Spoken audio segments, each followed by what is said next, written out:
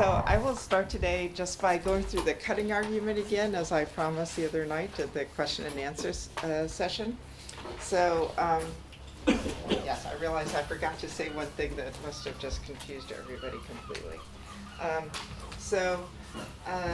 You remember I said it is, the system is rigid, right? If, let me get a darker pen.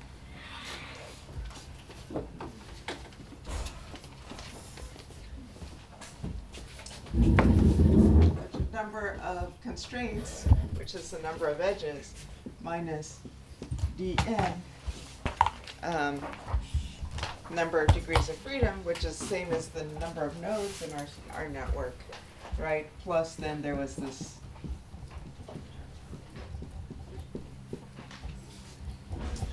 the global translations and rotations. So right now, for now, I'm just going to drop this term, okay, because it's small compared to these numbers, right?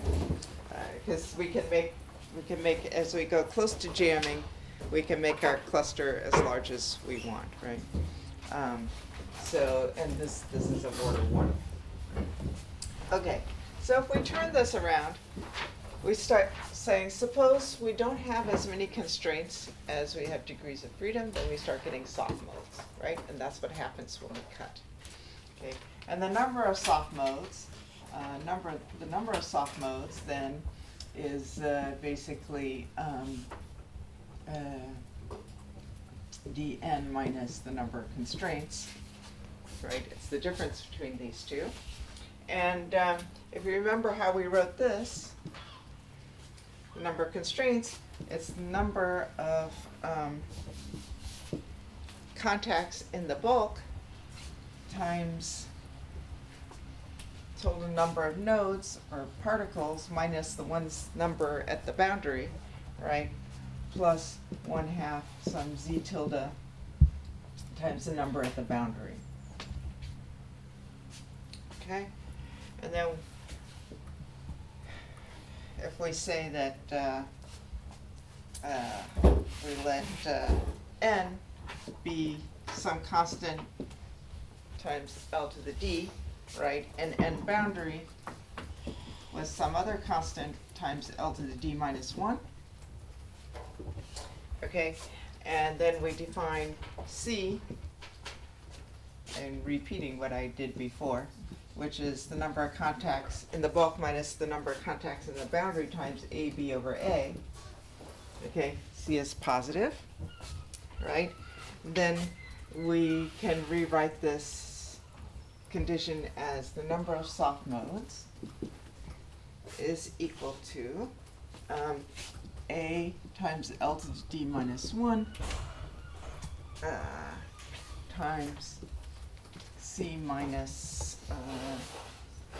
Z minus CCL. Actually, where did the eraser go?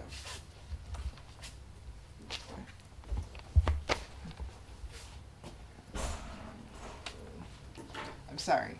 I'm going to, well, okay, let's just leave it like that. Okay. Okay, so now I'm going to say, suppose that this is when I've cut, right? And I'm going to assume that of these NS soft modes, let's suppose M soft modes are actually extended. Some fraction of them.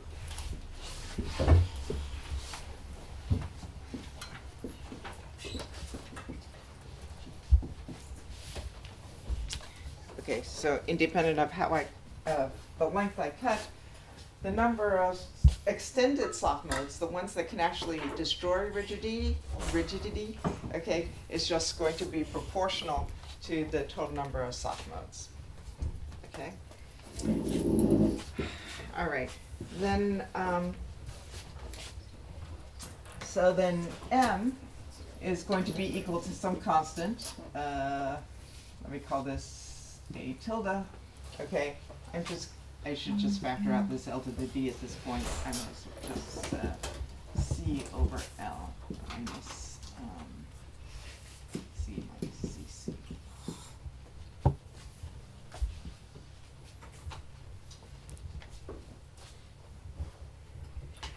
Okay. All right. Now, and this is going to be, right, this is 0 if L is big enough, okay? So if this, this cannot be negative, right? So this is 0 if C over L is greater than Z minus ZC, or L, which is equivalent to L is greater than L star. Okay, because I can flip this over.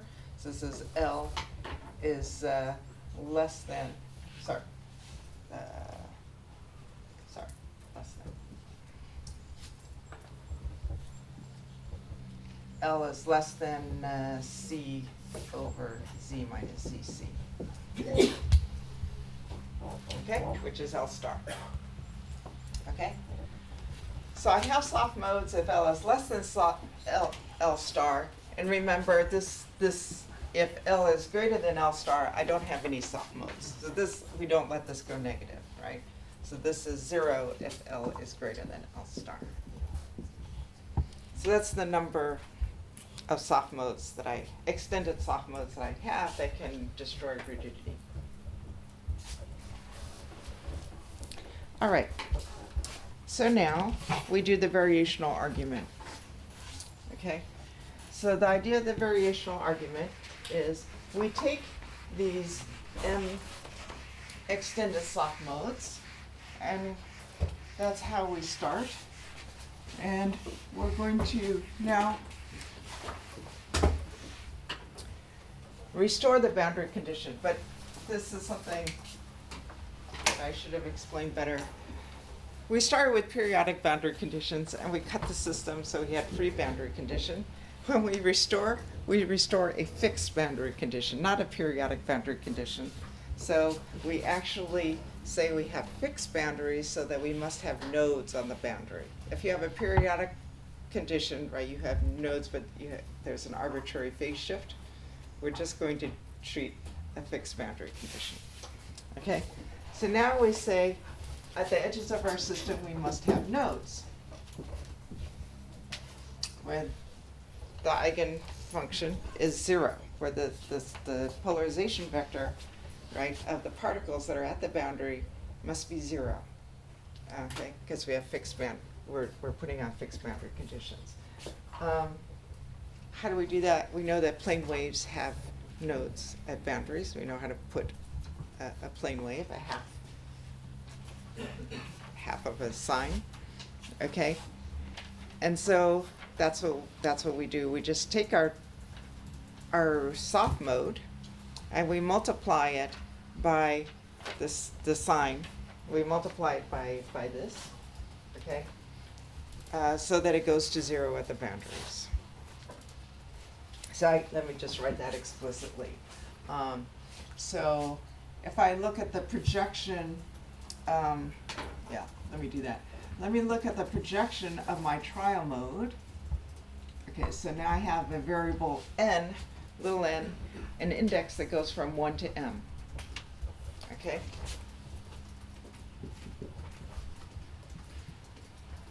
This is for the trial modes. And I'm going to call this my trial modes. Okay.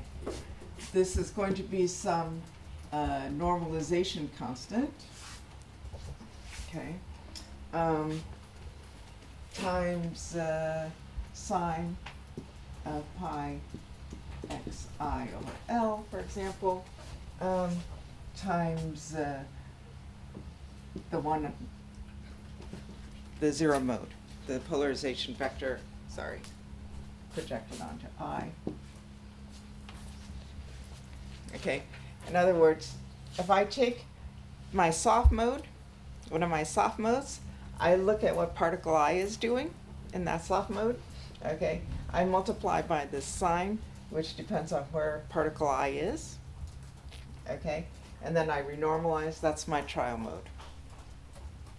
Okay, so I'm just taking my old modes, my soft modes, and modifying them by this plane wave. And the great thing about plane waves, right, is we know the cost of putting on a plane wave.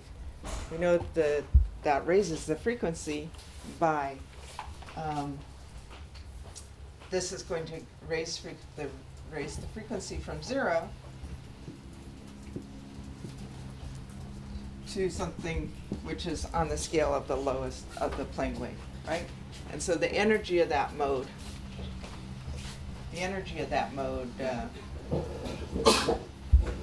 is going to be of order omega L squared, which is 1 over L squared. Yeah.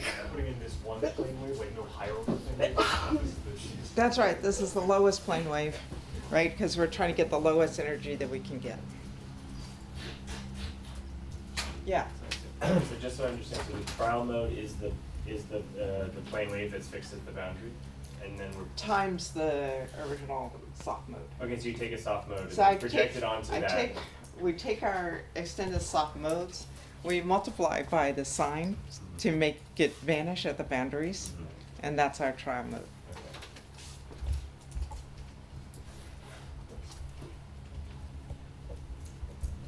Okay, and then we can just now invoke the variational argument.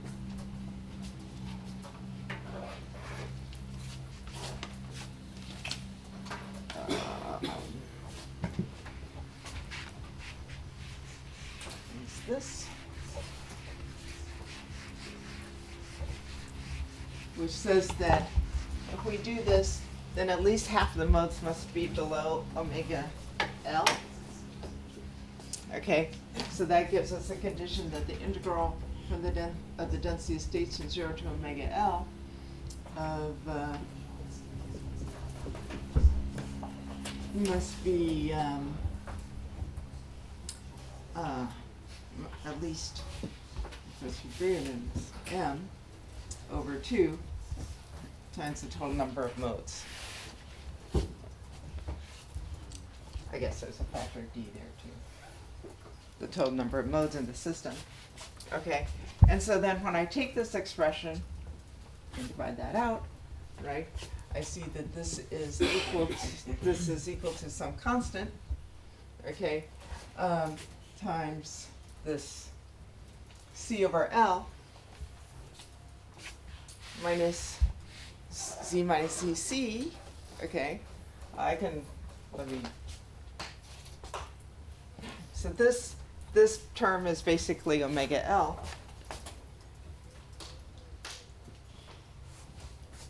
Okay, and then minus omega star,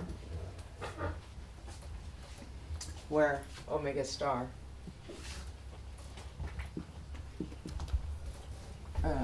goes like delta z. Okay, this term is like omega L. It goes like 1 over L, and this is omega star, which is proportional to delta z.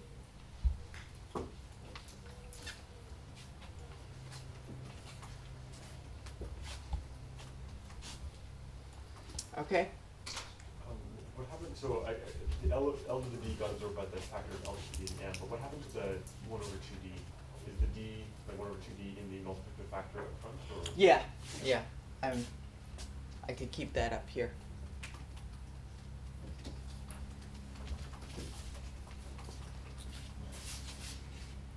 Yeah. So, okay.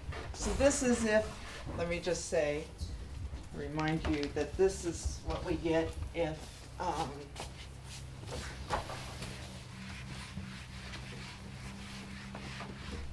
remember this. This is what we get if, can I hold these both at the same time?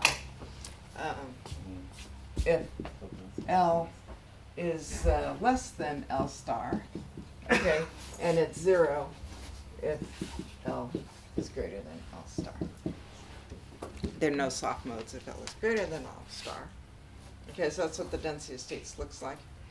And then you see, okay, the way I can get this is if g of omega, right, is 0.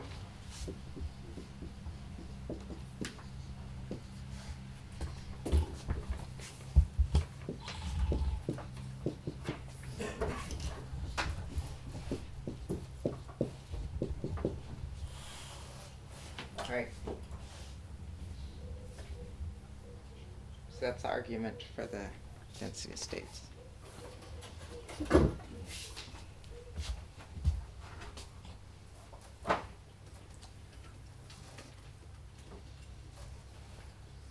Okay, that's more clear now, right?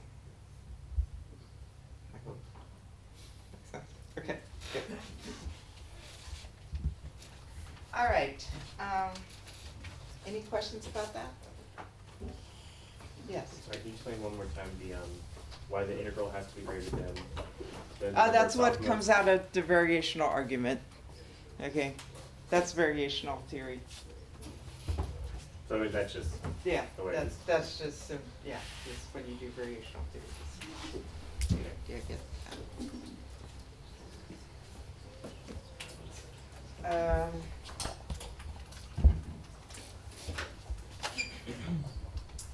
Okay, so now I'm going to go on to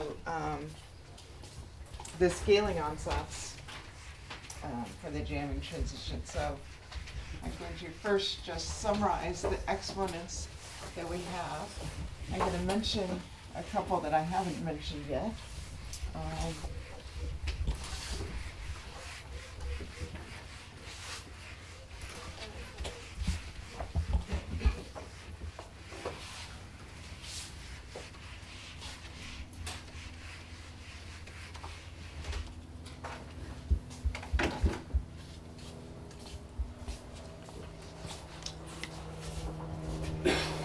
So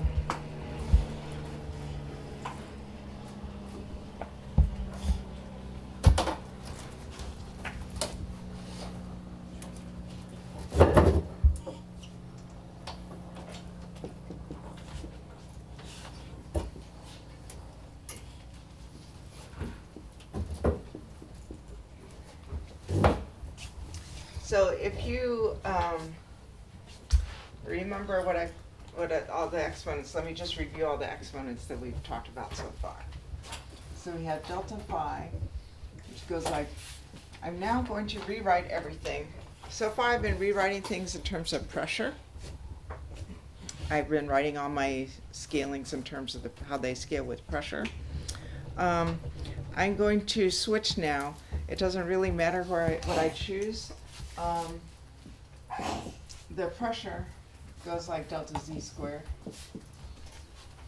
So I'm just going to rewrite all my scalings now in terms of the excess number of excess coordination number. Okay, z minus zc. All right. And when you do that, you get the following.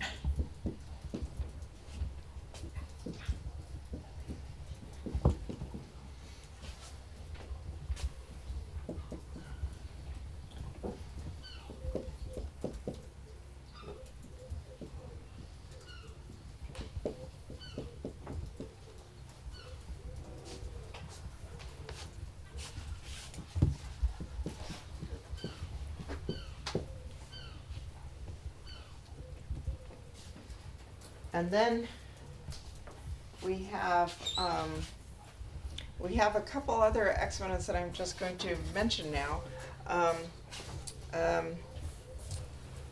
which are a little bit different in character. Okay, so these are macroscopic properties. These are more microscopic ones, so that if you look at the distribution of forces on the particles above jamming, okay? There's a low force tail. So the force is related to how much the particles are actually overlapping, okay? So it's just that this is same as the distribution of overlaps.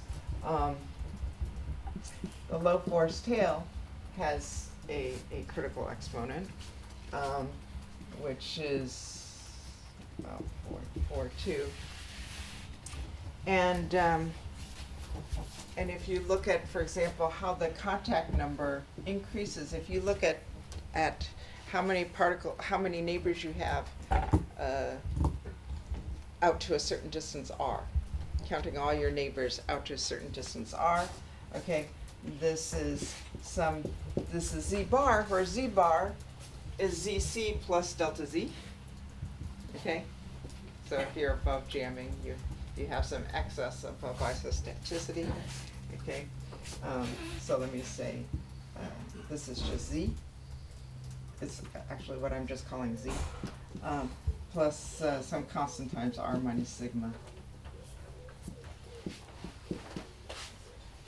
to 1 minus alpha, okay? Where alpha is about 0.4.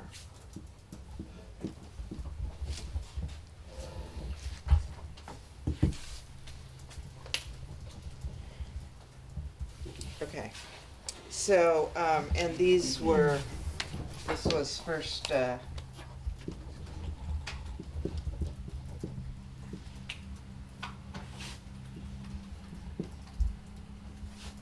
pointed out, and then they were measured, as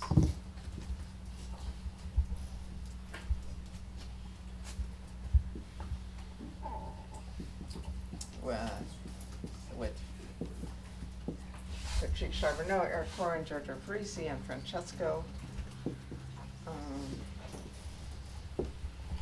That was also a PRL in 2012. Okay. I mentioned this because, you know, the first question for the scaling ensembles is, what is the upper critical dimension? So, you know, when you have critical phenomena, right, for the Ising model, the upper critical dimension is 4. Once you have dimensions 4 above, all the exponents don't depend on dimension anymore. Numerically, we find that the exponents are very, very close to these values in 2 and 3 dimensions, okay? So we were sort of disposed to think that the upper critical dimension was 2 based on that, but that's very weak evidence. You know, you can't look at a numerical exponent and say, oh, this is the same or it's not the same, right? So just the fact that the exponents are numerically similar in 2 and 3 dimensions doesn't say much.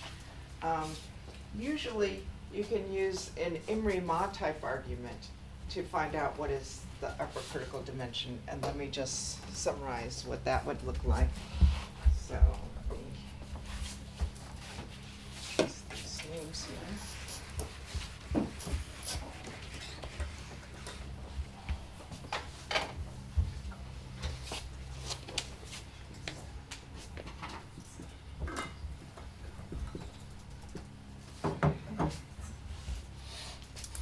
So the idea is the following. We had this, for example, we had this cutting argument, right? So we say the number of soft modes goes like L to the D minus 1, that comes from cutting, right? Minus delta Z L to the D, right? And that comes from having an excess number of contacts in the bulk that can stabilize us against the cutting, okay? And now we say, well, but there can be fluctuations due to the disorder, okay? And that is, I can have fluctuations in my coordination number. If I cut a piece, I might cut a piece that has a lower than average coordination number, okay? And that might give me soft modes. So,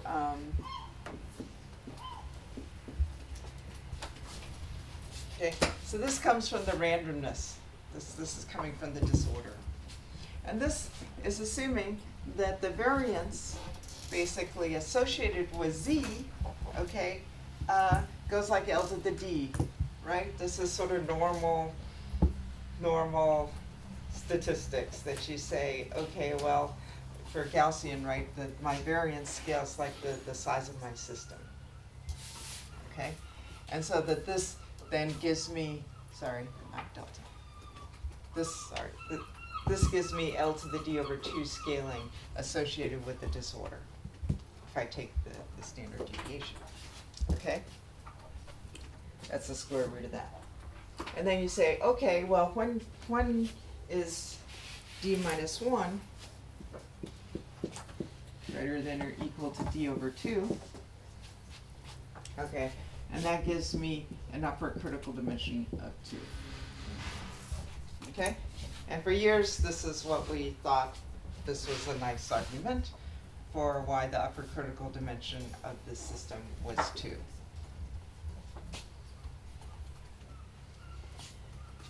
Okay? But, in fact, just very recently, we discovered that this argument is wrong. Okay, but it's wrong for an interesting reason, which I'm going to talk more about later, which is it turns out that for jam packings,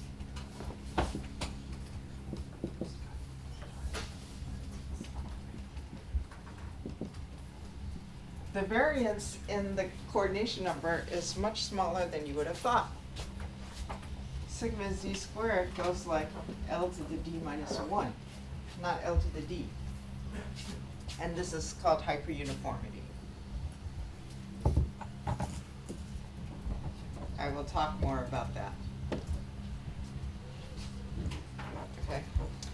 And if you do that, this becomes L to the d minus 1 over 2, and d minus 1 over 2 is always less than d minus 1.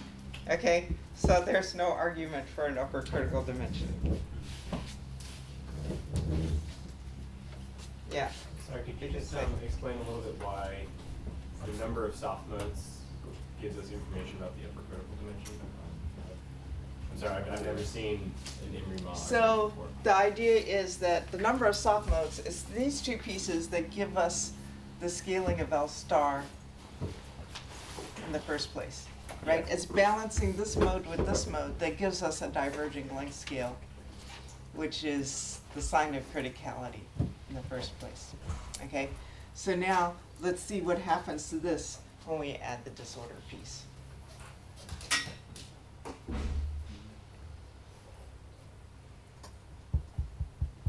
Yeah, MRMI is usually a little bit different. You compare the effect of some kind of field to the disorder or something like that. Okay, so, but in this context, this would be the reasonable argument for it, because after all, this is what gave us our diverging length scale.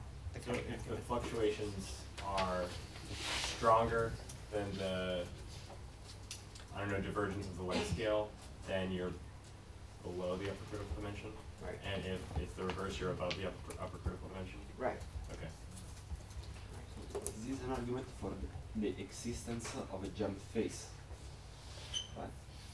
It's also what is called lower critical dimension. I mean, from that dimensional world, I am sure that my phase exists. So. Doesn't So,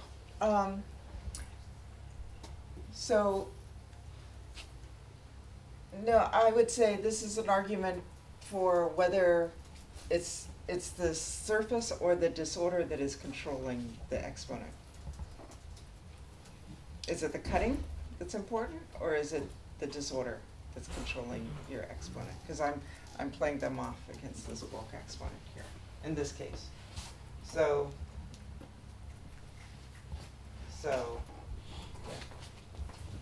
yeah. So this is why we think of this as an upper critical dimension. Okay. So according to this argument, basically, the upper critical dimension is anything. Okay. So, you know, it's not totally clear what this means. Because jamming in one dimension is just the same as, you know, it's just a line of particles. It's the same as the crystal. It's not clear. I think, the interpretation of what this argument means. So I think the best evidence for what is the finite size scaling, best evidence for the upper critical dimension really comes from finite size scaling, and it's numerical. Okay.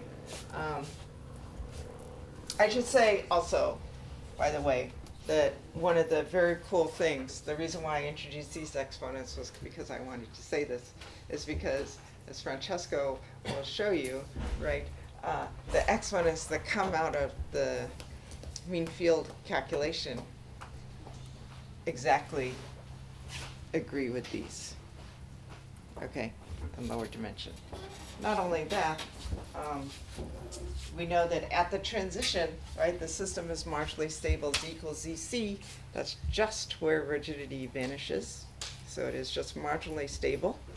And as Francesco will show you, the jamming point is also marginally stable in the mean field. So we have not only the exponents being similar, but we have the physics sort of converging from these 2 points of view. So for even in low dimensions. And so that is, I think, a nice argument for why the upper critical dimension is 2. Okay? So I would say the agreement of the exponent, you know, the mean field calculated exponent with the numerics is very encouraging, but I think the convergence of the physics of marginal stability is a stronger argument for the upper critical dimension being 2. But let me now just talk about the finite size scaling. So for ordinary critical phase transitions, for example, for the Ising model, okay, so quantities collapse, you see scaling collapse, okay, finite size scaling collapse. Can you see this?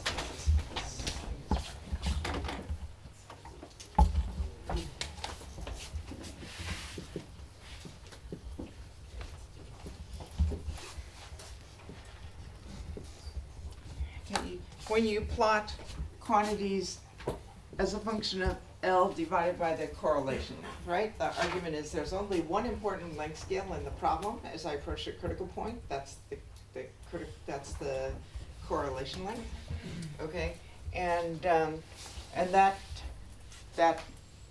goes like t to the minus nu, and so you can collapse things with L times t to the nu. Times t to some power, okay, and you get scaling collapse of your curves, right? And this is for d less than or equal to the upper critical dimension.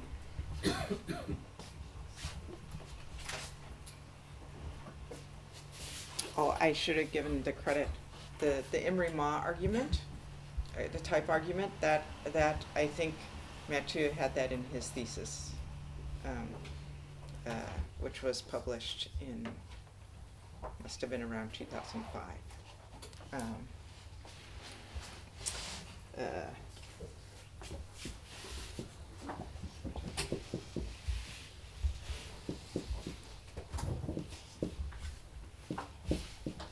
Okay.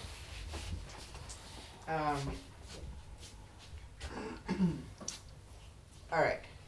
So that's if you're at or below the upper critical dimension, but if you're at or above the upper critical dimension, it's different. It doesn't. It's not the length of the system that matters. It becomes the total size of the system, total number of spins. So you get scaling collapse with n over c to the du. So this is L to the d. This is L to the d, right? Over c to the du. Okay. So it scales like n to the t to the nu du. and this is the mean field exponent now, for d greater than or equal to the upper critical dimension.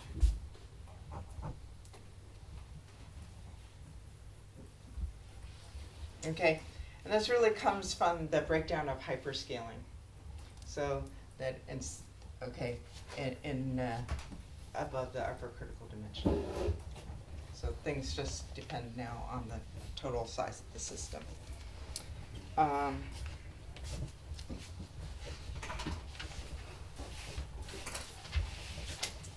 Okay, so for example, if you took the magnetization as a function of T and L, right, it would go like T to the beta, right, times some function of L to the nu for D less than the upper critical dimension. So you get some scaling collapsed. If I plotted m t to the minus beta, okay, would just be my function of L to the nu. Okay. But above the upper critical dimension, it becomes m t to the beta minus beta. It goes like some function of n t to the nu du.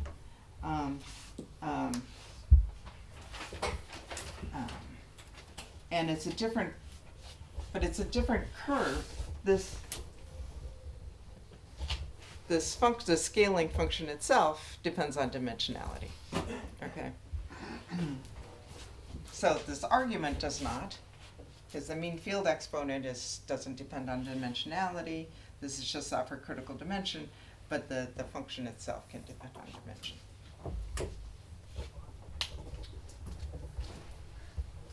Okay, so so we looked at this in the jam systems. So we looked at the finite size scaling of this carefully.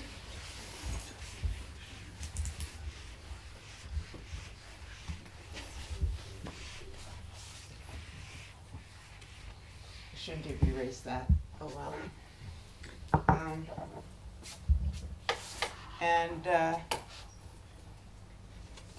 I'm sorry, I'm just going to write them all again because I want to keep them there.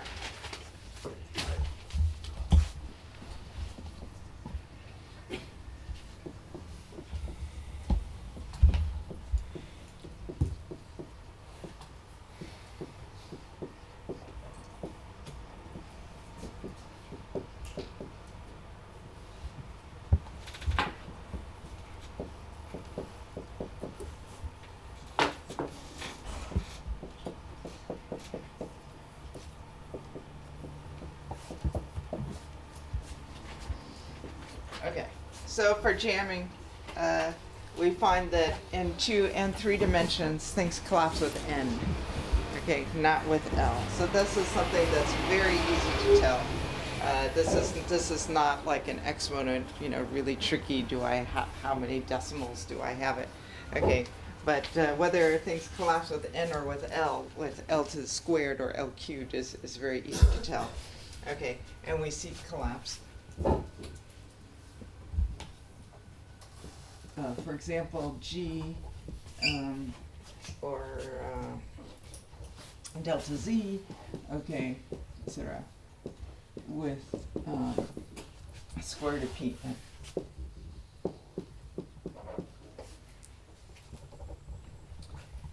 Okay, and if you say, okay, this is n times P to the du nu, some nu, times du, okay.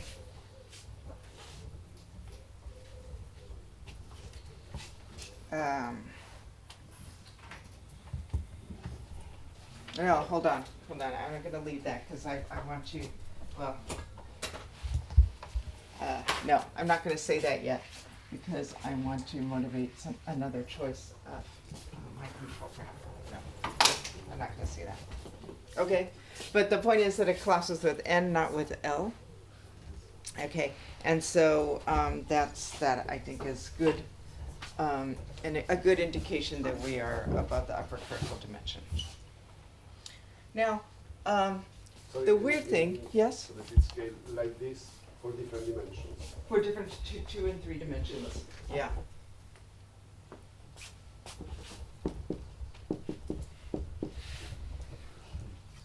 Okay, so I think that's quite convincing, even though it's numerical. Okay, so the interesting thing is, right, you wouldn't have necessarily expected this because we have 2 different diverging length scales, right? And this for years was very, very confusing.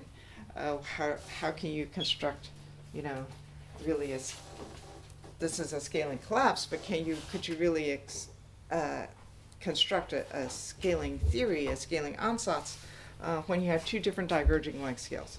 But this gave us hope because this is somehow picking out one of them. Okay, that there is the scaling with n, and that suggests maybe we can construct a scaling ansatz. So let me just now remind you of what a scaling ansatz is, okay, and then we will do that for jamming. So I'm going to just review again Ising behavior.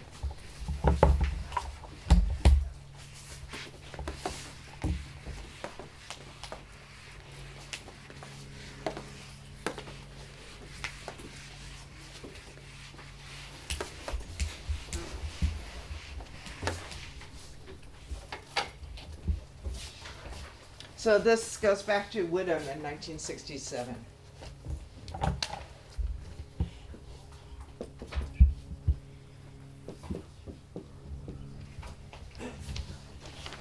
Okay. So the idea is the following. Let's write down the free energy, okay? Beta F. So in units of the temperature, dimensionless, and we think of this as a free energy per particle, okay? We can scale out the size of the system. And then you have some power of T, right? The reduced temperature, how far you are from criticality, times some function, right, of H over T to the delta. So this is the magnetic field, right? So this is a relevant field divided by T to some other power. Okay, and if you write something like this, what he pointed out was, okay, well, the magnetization, right, is related to the derivative of this is beta H, really.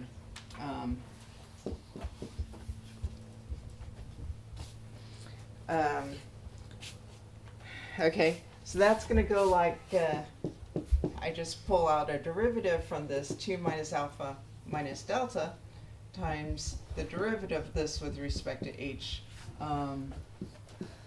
evaluate H over T to the delta. Right, and the susceptibility, which is dmdh, then goes like T to the minus 2 minus alpha minus 2 delta times, 2 derivatives of this function, like that, right? And so this scaling ansatz for the free energy gives us exponent relations, because we know that m should also be equal to T to the beta times some function.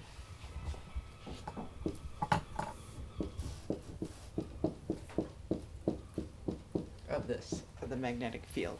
And so this tells us, right, that beta is equal to 2 minus alpha minus delta, and then the susceptibility exponent is T to the minus gamma, some other exponent.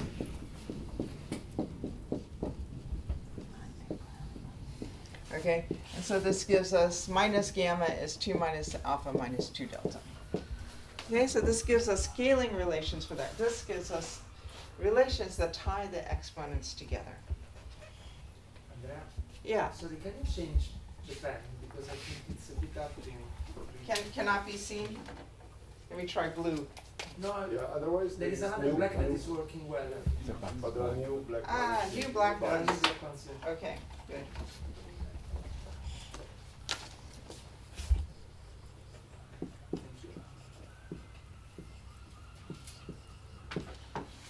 That's probably making it worse.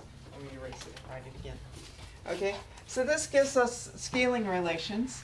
Let me just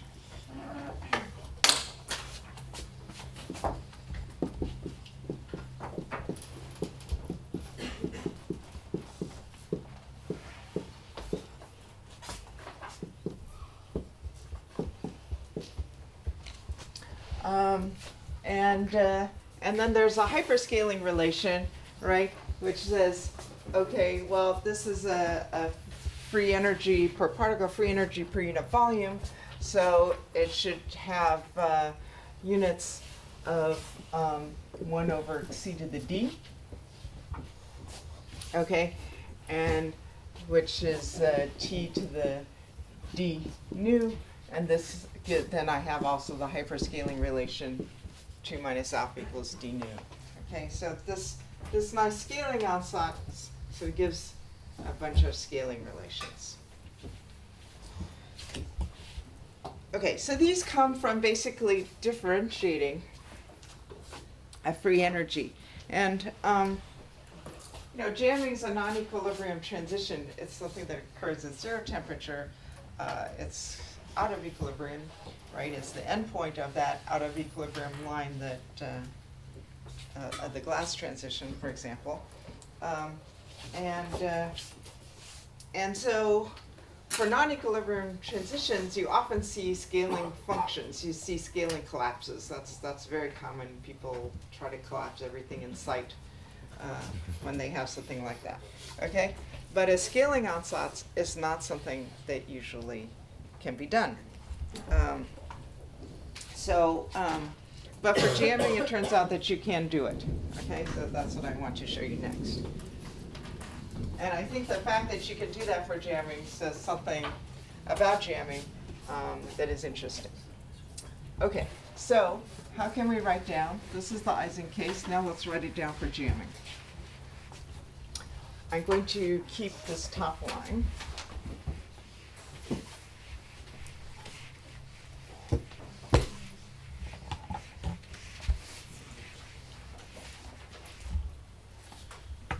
And the observation comes from the fact that, example, the pressure is a derivative of energy with elastic energy with respect to strain. Stress is a derivative of elastic energy with respect to strain, and a modulus is two derivatives of an elastic energy with respect to strain. So if we can write down a scaling ansatz from elastic energy, then we can take our derivatives much as we did for the Ising case. Okay, so we're going to write down an expression for the elastic energy. Okay, and now the question is, what do we use as our control variable?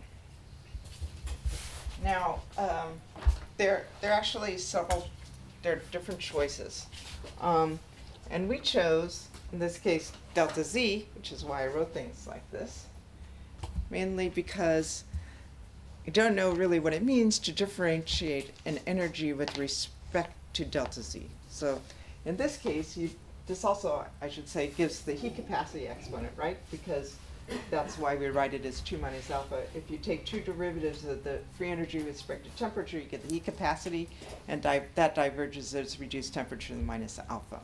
Okay, so that's this scaling in front of here. Okay, we don't really know what it means to be differentiating the energy with respect to the contact number, so we thought, okay, let's just use delta z as our control parameter. So that's what we have. So we have delta z here. Okay, because really what we want to differentiate with respect to are the strains, and then get the stresses and the moduli. Okay, so let me write this as a function of the now, the interesting thing about jamming, right, as opposed to the Ising model, is the Ising model, the relevant field, we had this magnetic field. But in jamming, right, we had different exponents for the shear and bulk moduli. And that says that we really need different strains. We have compressive strain and we have shear strain. Okay. Now, at this point, it's really arbitrary. You can say the stress is the derivative of the energy with respect to the strain, but the strain is also the derivative of the energy with respect to the stress. So whether we choose the fields to be shear stress and compressive stress, which is pressure, so pressure and shear stress, or compressive strain and shear strain, is sort of arbitrary. Okay? I'm going to write it down in terms of strain, but you can make an argument that stress is actually better.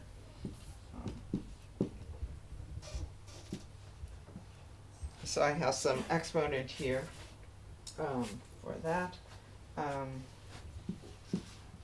So that's a compressive strain. How much have I compressed beyond jamming? How much have I sheared? Any shear at all is moving us away, so that's relative to 0.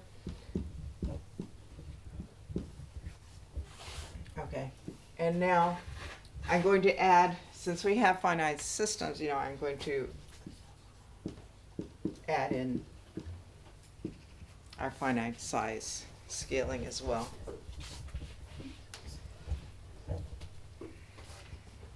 Okay, so delta Z then becomes the analog of the reduced temperature, and delta phi and epsilon become the analogs of the magnetic field, or equivalently we could use P and sigma. Okay. And we're using N because we know that that's what works, indicating that we're above the upper critical dimension. Okay, so if you do this, right, then the pressure is phi times the derivative of the energy with respect to delta phi. Okay, so that becomes delta Z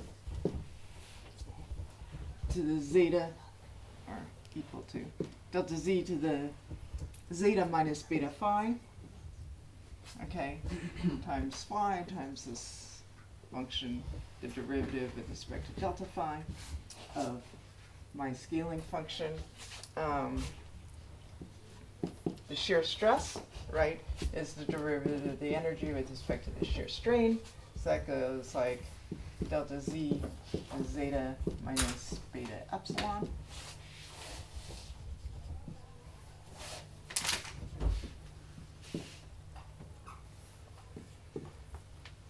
Etc.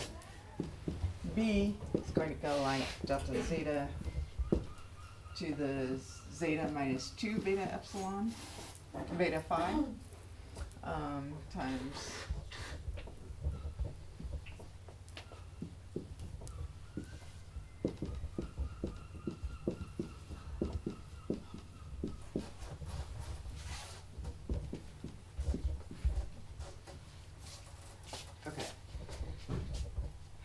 So by doing this, by writing it in this way, right, we have 4 exponents, zeta, beta phi, beta epsilon, and psi. Okay, and so, but the idea is if we fix these 4, then we get these other exponents as well. Or vice versa, we could say we know what these are and those tell us what those exponents are. I just want to point out there's one more scaling relation that we can construct, just based on a simple argument. Okay, and that is the following. If I consider I want to consider the relation between the pressure and the stress, the shear stress. Okay, and we can do that by looking at the stress tensor, right? So the stress tensor, the alpha and beta are Cartesian coordinates here, okay, is equal to -1 over the volume of the system times the sum over bonds. Okay, so these are the sum of the bonds of my system.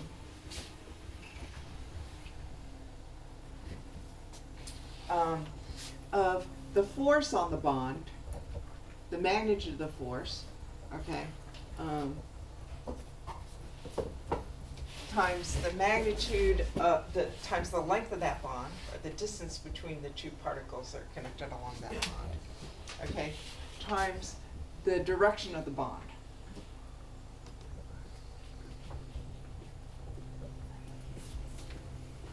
So that's just the definition of the stress tensor. Okay, and the pressure, right, is minus 1 over d times the trace of sigma. And that's equal to the number of bonds times basically the average of this force moment, force on the bond times the length of the bond. That's the average over all bonds. Okay, so all right. So this varies slowly near the jamming point, right? And so this says that this moment scales like p. This force moment scales like p. Now, if I consider the residual shear stress, so you take off the trace, so you can say this residual shear stress is the shear stress minus 1 over d times sigma the trace of sigma times delta alpha beta, right? I just subtract off the trace part. Then this is a traceless symmetric matrix, and I can define S squared, which is the second moment of this. Okay, so I can collapse this. So I'm summing over alpha together. Okay. Then the point is, you can show that because in the absence of long-range correlations in this, okay, the idea is that the stresses add up incoherently. The pressure adds up coherently, but the stresses add up incoherently. So this should go like p squared over n. Okay, so it clearly needs to scale like p squared, but it's got this extra 1 over n, the variance of the traceless part of the stress, the deviatoric stress, okay, should go to 0 as my system gets bigger. The stress doesn't just keep adding up. The shear stress of the system doesn't keep adding up. It goes to 0 in the thermodynamic limit, okay, for these systems. And what this does is this gives you another relation of the exponents, right? Because what that says is that sigma squared, the exponent for sigma squared should be the same as, should be related to that and the exponent associated with n.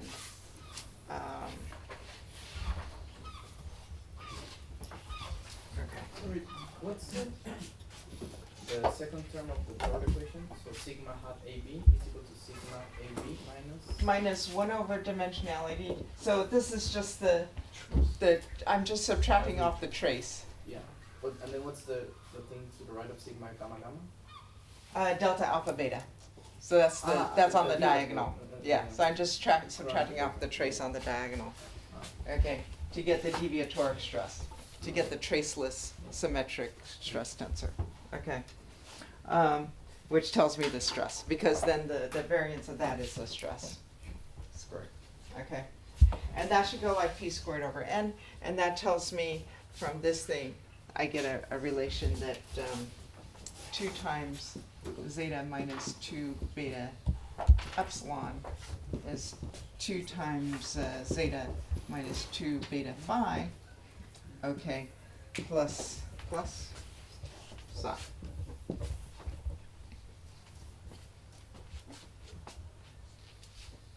Okay, it relates it to that finite size scaling exponent. Okay, so if I take this scaling relation, and then I have 4 exponents, okay, then I just need to pick 3 of them, and I will have determined all the exponents.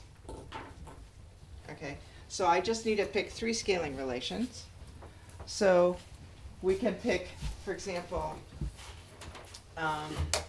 this one, that delta phi goes like P, okay? So F equals Kx. And P goes like delta Z squared, which comes from the marginal stability argument. So if we take these 2 exponents, and we'll take the results from the finite size collapse, okay, which says that psi is 1/2. We got from the finite size scaling collapses of all our quantities in 2 and 3 dimensions. So we fix psi is equal to 1.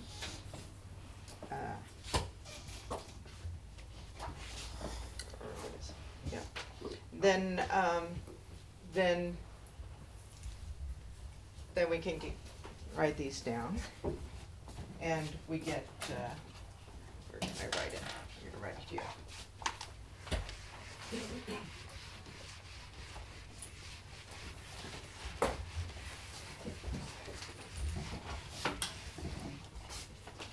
So that tells us that zeta is equal to 4,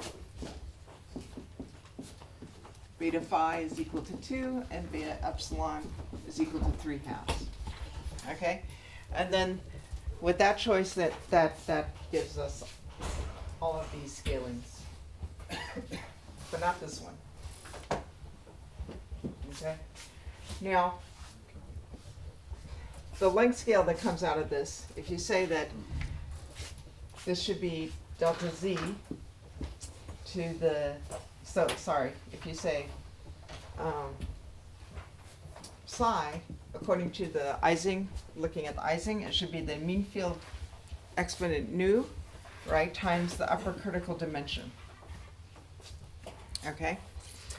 And psi is 1, okay, from the finite size scaling.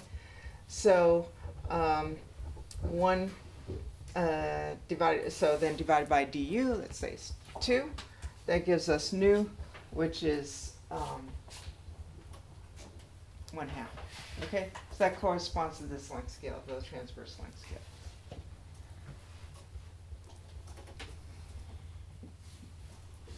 As the one that emerges from the scaling argument. Okay? All right, so that's the scaling theory.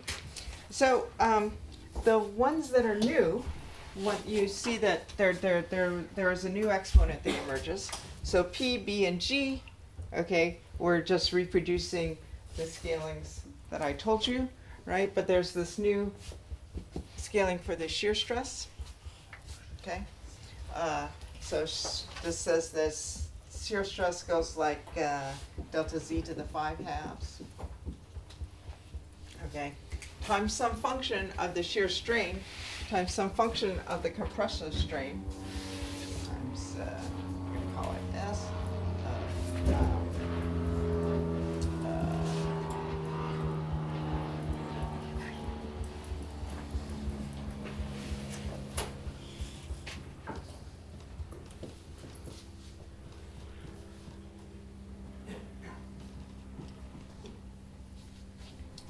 Okay, so we confirmed the scaling of S.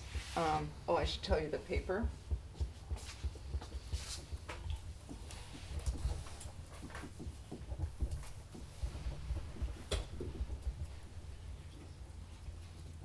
Oh, no. So used to writing Sid's name there. So switch himself now.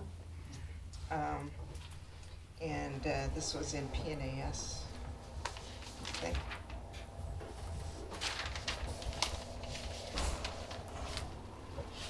Yeah.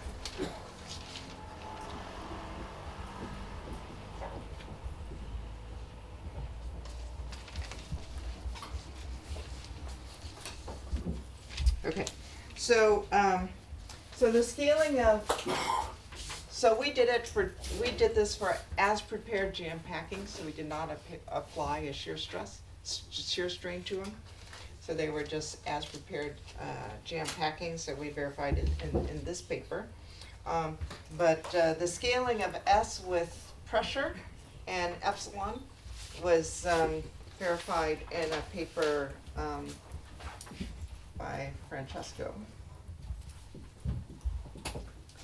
with Nakayama and Yoshino.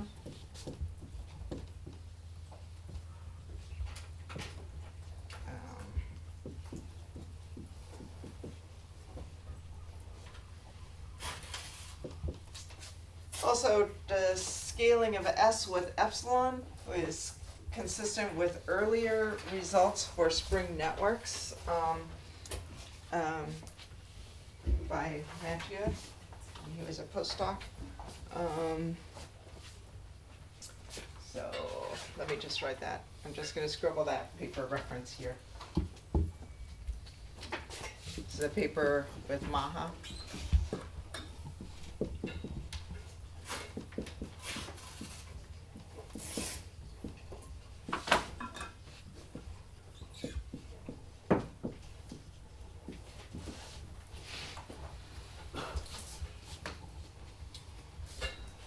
Okay. So the scaling ansatz I think is a good shape. And now you ask, what about this omega star going like delta z? Okay, well, omega star, this is a frequency, and this is dynamical scaling. And once you have dynamical scaling, this depends on the kind of dynamics you have.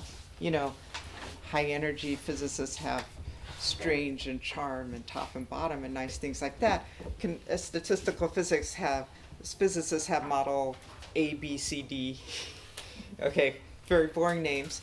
Okay, but the point is all these models for dynamical critical phenomena correspond to different models of the dynamics, right? So that if you're trying to look at universality classes for dynamic critical phenomena, even if they have the same universality class for the statics, they can have different they can be in different universality classes for the dynamics, depending on, for example, whether your order parameter is conserved or not conserved, whether there's hydrodynamics, etc.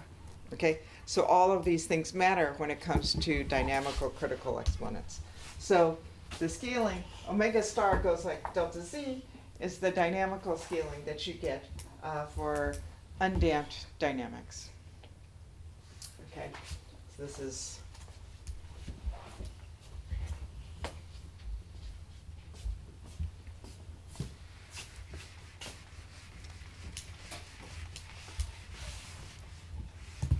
I'm not sure I wanted to do that.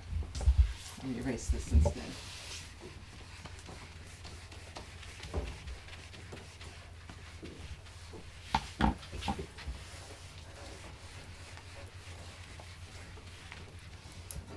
Okay. So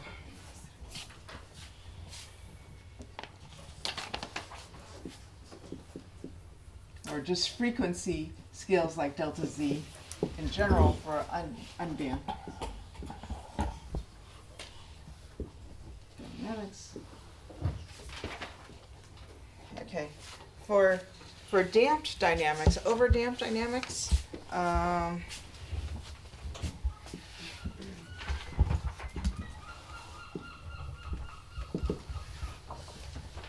wrote down the references. I didn't write down the references. You can show, for example, that the complex shear modulus, okay, scales like delta z to some power times a function of omega over delta z squared. This is a paper by Brian Teig and PRL. And I want to say 2013 or something like that. Okay. But he showed that so there's a different there's a different exponent for overdamped dynamics than for undamped dynamics. Okay, what else do I want to say? Oh, hyperscaling, right? So the idea of hyperscaling for the Ising model is that you have this going like 1 over c to the d, and that gives you a relation between 2 minus alpha and d nu.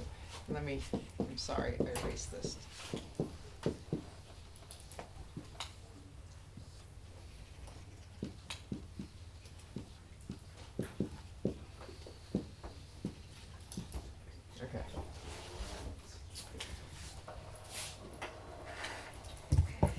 if we look at the hyperscaling relation here, okay, hyperscaling should say that zeta is equal to du nu d nu times u, du times nu. Okay, this is 4. Okay, du is 2, and nu is what did I say? 1/2. Yeah, 1/2. Okay, this is violated. Okay, but that's maybe not surprising, right? Because we don't have here. There's temperature. This is temperature here. This is hyperscaling. Is, I think, violated because this is a zero temperature transition. This is all happening at zero temperature. And we, of course, we are also, yeah, so but it's even, okay. So, yeah, so hyperscaling is violated in this case. There's something else I'm going to raise, and partly this is because I have a question for Giulio and Ludo about this, which is, if you now think about adding temperature to this, so let me perturb around jamming by just raising the temperature just a little bit. Okay, so jamming occurs at zero temperature. Let me add a tiny little bit of temperature. Okay, then I could add another argument to this. Okay, I could think about adding temperature over delta z to zeta t as another argument into this. Yes? When we use scaling laws, we assume that we can tune independently the arguments inside, but of course we see that the distance of the Beg inflection with respect to the jamming point and the number of contacts are not actually independent parameters. That's right. So why are we putting them in the scaling law?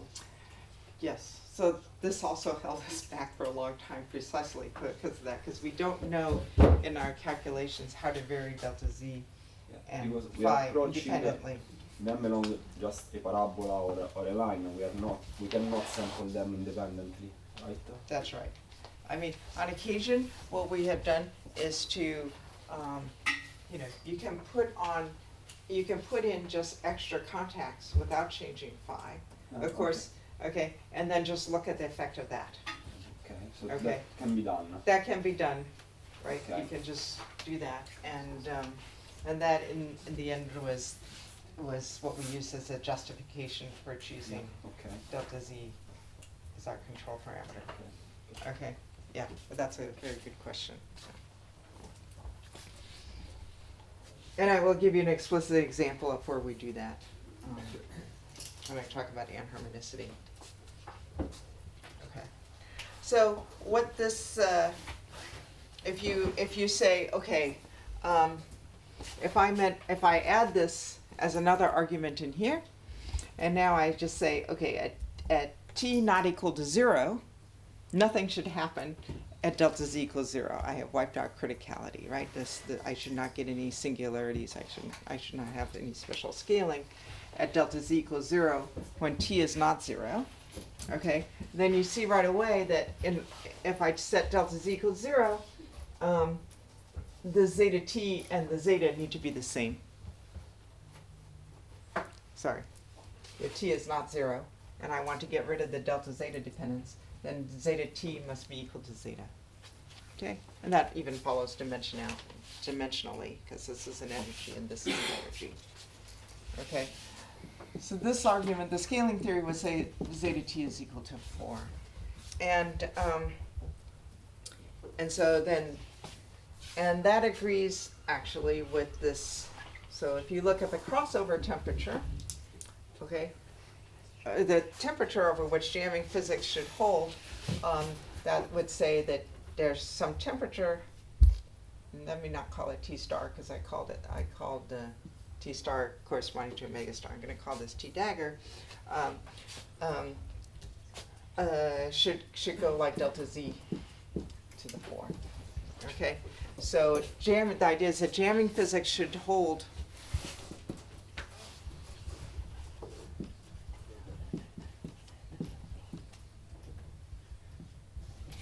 dagger.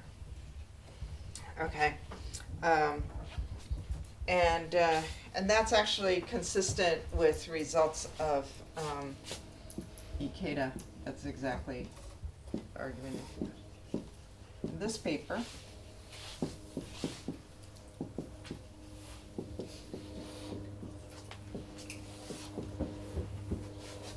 Okay, but I wanted to ask about this. I'm bringing this up part because I want to ask you about this because I'm a little confused about the Gardner transition and how does that enter into that. So does T dagger sort of set the limit before you get jamming before you get to the Gardner transition? Because the jamming point is surrounded by the Gardner phase. So I'm not sure. So this is an argument, and it actually agrees with the results of this paper. But since this paper was written, now we know about the Gardner transition, and I'm not sure how that changes all of this. So maybe that's something you guys can tell me. Okay. All right. Or Francesco. Okay. Okay. So.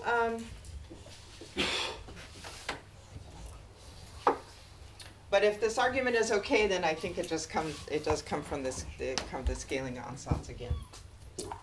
All right, if the Gardner transition phase doesn't mess this up. Okay, so far, okay, we applied this scaling theory. All the systems that we applied this scaling theory have been created in different ways. So we could either start with a direct quench from an initial state that's prepared at infinite temperature. So you take your particles completely at random and quench them down to zero, okay, immediately into the nearest local minimum. And that's the way we usually prepare packings. Or you could have crept up along the hard sphere line, as I said before, and jam at a certain point and then see what happens beyond that. Or you could have created them at some high density, coming down very slowly in temperature, and then quench to zero, and then decompress or compress, or start at some high temperature and high density and quench. Okay, you can do all these things. So all the packings that are created either by temperature quenches or by compression and decompression or some combination of those two appear to be well described by this scaling theory. But we can also jam in a different way, okay, in other ways. We can jam by applying some load at densities that are below the jamming transition. So you can create anisotropic packings by applying a load and jamming the system through the load, okay.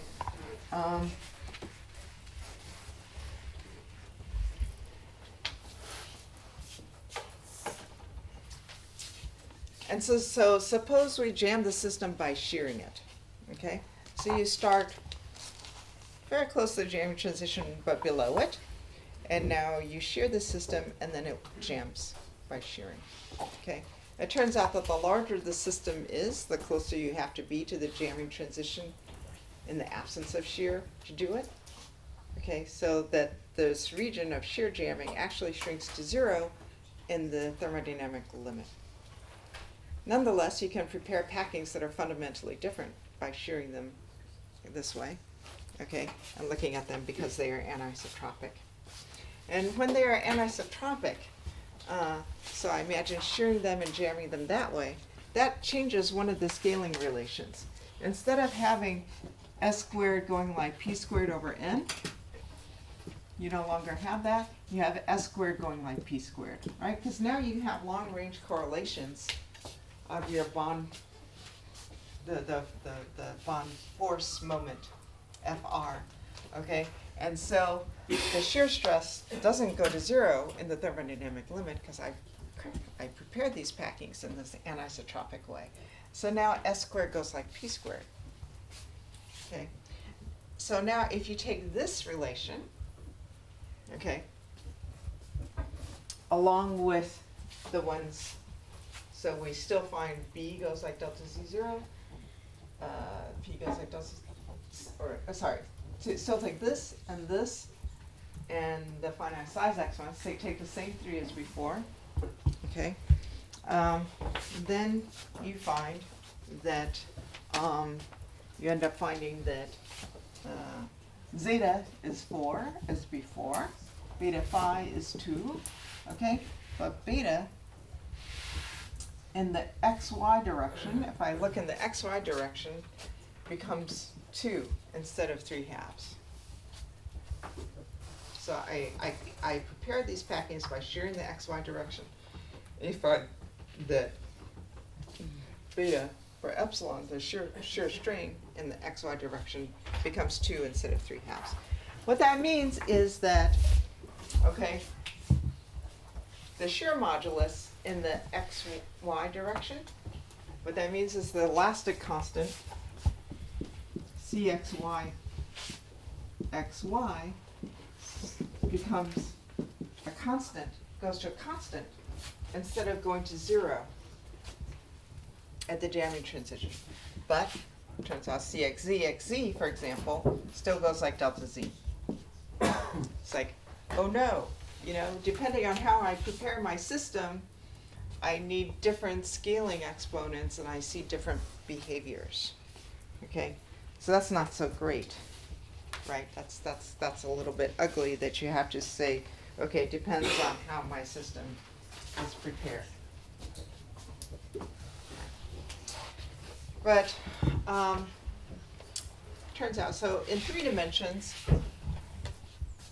okay, a 3-dimensional system, right, in general has 21 independent elastic constants.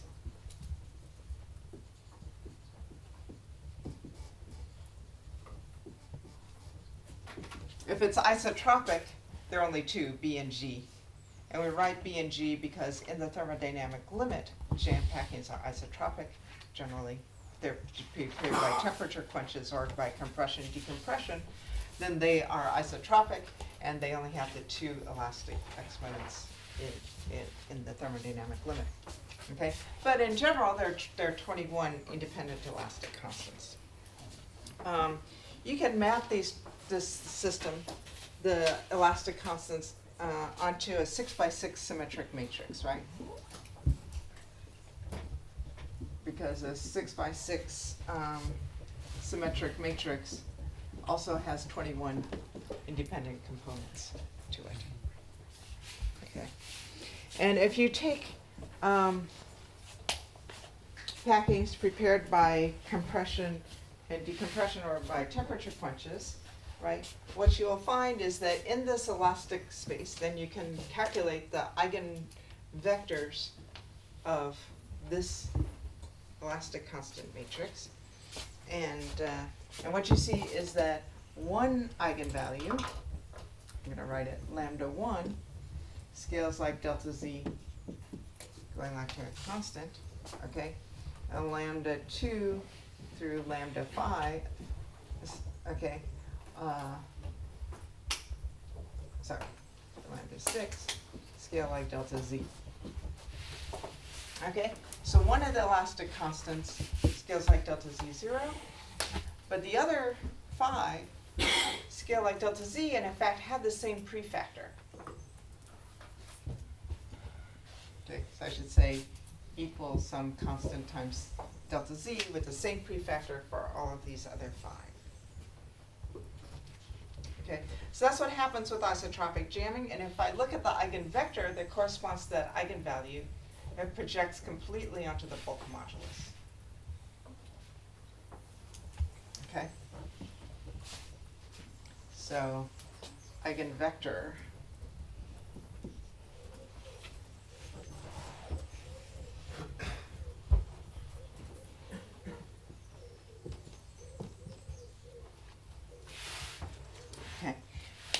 but if I take this system that has been shear jammed, And now I look at this in this way. What happens? Well, the nice thing is, again, we have one eigenvalue that scales like, goes to a constant, whereas all the other 5 remain identical. Okay? So it still has that same symmetry. So even packings that are prepared under load, under some load that breaks the isotropy, okay, they still have these 5 eigenvectors that are exactly the same, and one that is different, and it's just that the eigenvector now projects onto not only the bulk modulus, but also CXY, XY.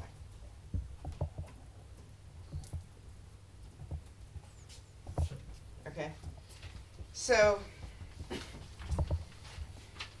it's interesting, right? There's this, in this 5D subspace of these, there is a symmetry that is there. That emerges at the jamming transition. Okay? There's just one that is different. What elastic constants that one projects onto depends on the way you prepare the system. And generally, you could reframe this whole scaling ansatz in terms of this one and the other 5. Okay, so that's really probably the way to do it. In 3 dimensions, you know, I guess in higher dimensions, there would still just be one that's special. Okay, one of these directions that's special. Okay, all right. So now, let me just finally say, why can we describe jamming by scaling ansatz? It's a non-equilibrium transition. We shouldn't be able to do that. Okay, and I think what this says, right, and this is consistent with the other ways that we think about things, is that the reason why it can be written in terms of the scaling ansatz is because we've expressed everything in terms of that the only way phi appears is in phi minus phi c. Okay, delta phi. Now phi c depends on how I prepared my system. So all the non-equilibrium physics is in phi c. That's glassy. The glassy physics is in phi c. Okay, once I subtract off phi c, it looks, it's all sort of simple. Okay, so I think that's why the scaling ansatz works for jamming. All right. One interesting thing is that other rigidity transitions, preliminarily, it looks like there's a nice paper recently by Matthias Merkel and Lisa Manning and Brian Teig, where they look at undercoordinated spring networks under tension, isotropic tension, and maybe shear, I forgot, and also the vertex model. And those rigidity transitions, it looks as if, what we seem to be finding is that those can also be described by scaling ansatzes. So maybe there's something about those transitions also. There, for example, in the vertex model, the transition is controlled by the shape parameter, the ratio of the perimeter to the square root of area. And it always occurs at the same value, and you know, maybe it's again something like that that gives us a scaling ansatz. So I don't know. I think that's still an open question. Okay, how am I doing on time? Oh, it's time to stop. Okay, so I will stop there. Thank you.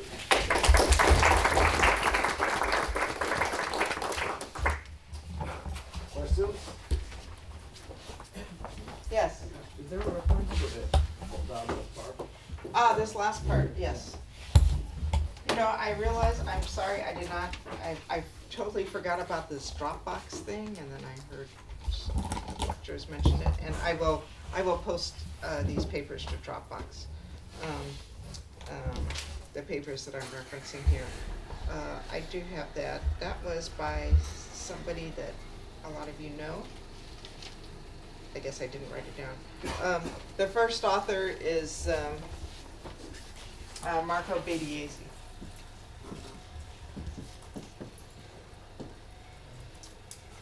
And I think Carl is on it.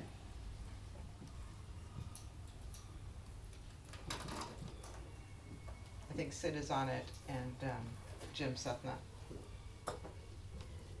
And that we sent to JStat Biz. 2017 or 2018, I'm not sure, something recently. Okay. Yeah. So you commented earlier that lots of non-equilibrium systems have these scaling collapses, but not all of them have satisfy scaling ansatz. Yeah, we didn't know of any other non-equilibrium transition that satisfied a scaling ansatz until recently. Maybe these rigidity transitions also do. Yeah. And so just having scaling, having scaling relations between exponents isn't enough to say that it satisfies a scaling ansatz. You actually That's right. Okay. You actually need to be able to write something where then you can take derivatives and get scaling relations from it. That's a much more powerful thing than just getting scaling exponents. Yeah, anything you can take and try to collapse it and get a scaling exponent. But to really have a scaling ansatz, it's a much more powerful statement. It's relating different quantities together. Okay, but so there are, for example, directed percolation has relations between exponents. I don't know if there's something like a free energy though, where you take derivatives of it to get those relations. Yeah, there is. Oh, there's, okay. Yeah. So I think you can map these directed percolation problems. Yeah, and get do that. Like percolation. Yeah. So, since the argument of the Imbrima argument didn't work because of this scaling with the fluctuations of the number of contacts doesn't scale like L to the D, but L to the minus 1 due to hyperuniformity. In the end, the best evidence we have that the upper critical dimension is 2 is just numerics, right? Yeah, I think it is numerics. Yeah, and also I would say the fact that the physics that comes out of the mean field calculation of marginal stability agrees with the physics that we know at the jamming transition being marginally stable in low dimensions. So I think that is, so it's not only the fact that the exponents are the same for the mean field, as far as we can tell, the exponents, which can be calculated to as many digits as you like in mean field, but for jamming in low dimensions, they can only be done numerically. So that coincidence is a weaker thing, but the fact that the physics is also the same, I think is is good. Yeah. Actually, I had a question about the theta exponent. Can we arrive at that from scaling relations here as well, or is there any way to make a connection there? And you mentioned it was measured. Was that measured in for mean field or for finite dimensional system deep? That was measured in I think 2 through 7 dimensions. Okay. I can't remember what was the upper limit there. In the paper by Patrick by Charbonneau that I referenced, a PRO.